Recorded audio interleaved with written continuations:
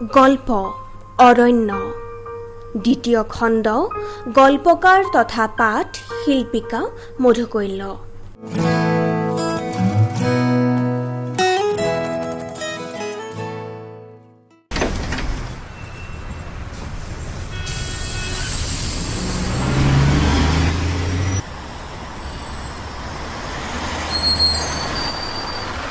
গাড়ীখন শ্ৰীজাহঁতৰ ঘৰৰ সন্মুখত গৈ ৰখিছিল। গাড়ীৰ হৰ্ণৰ শব্দত শ্ৰীজাৰ মা ঘৰৰ পৰা ওলাই আহি তেওঁলোকক ভিতৰলৈ আদৰি লৈ গৈছিল। দেউতাকে অৰণ্য আৰু ভাৰ্গৱৰ লগত চা চিনাকি হৈ নানা বিষয়ৰ কথা আলোচনা কৰিছিল। শ্ৰীজাই মাথো মিচিকিয়া হাঁহি এটা মাৰি অৰণ্যৰ ফালে চাই আছিল। খুৰী, কি বনাইছে?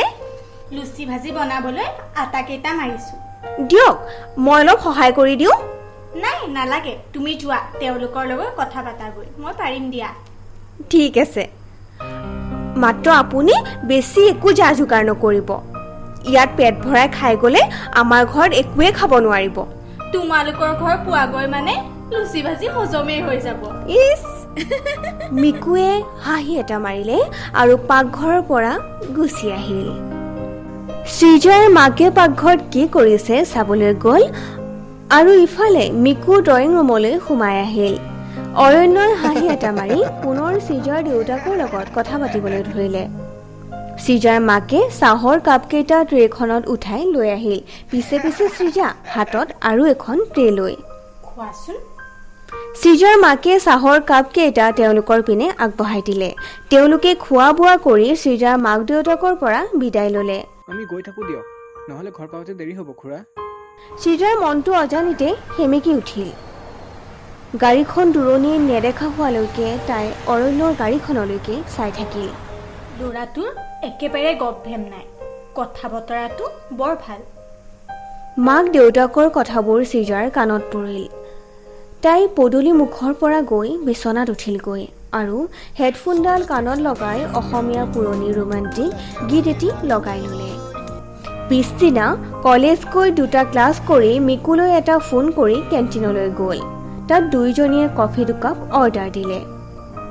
ঐ, তোৰ অৰণ্য দাগ কেনেকুৱা লাগে? মিকুৱে শ্ৰীজাক সুধিলে। ভালেই লাগে, কিয় সুধিলি?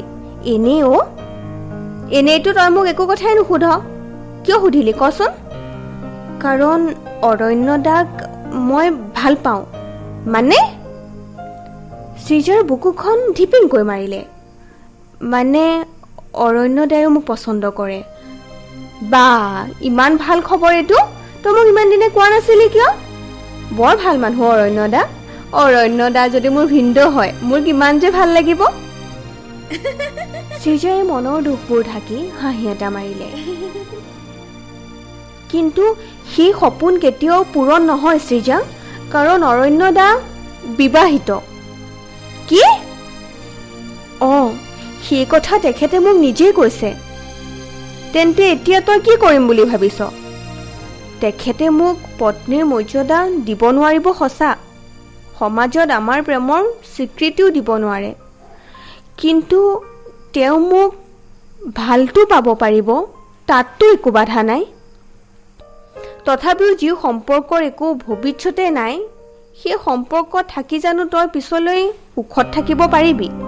এদিন নহয় এদিনতো তয়ো কাৰোবালৈ বিয়া হ'ব লাগিব। মই এনেকৈ সুখী শ্ৰীজা, মোৰ বেছি আশা নাই, সপোনো নাই। সেয়েহে মই তেখেতৰ পৰা যি মৰম আৰু আন্তৰিকতা পাইছোঁ তাতে মই সুখী। যি ভাল দেখ কৰ তেনেহ'লে, মইনো আৰু তোক কি ক'ম। কথাবোৰ কৈ শ্ৰীজা গুচি আহিল।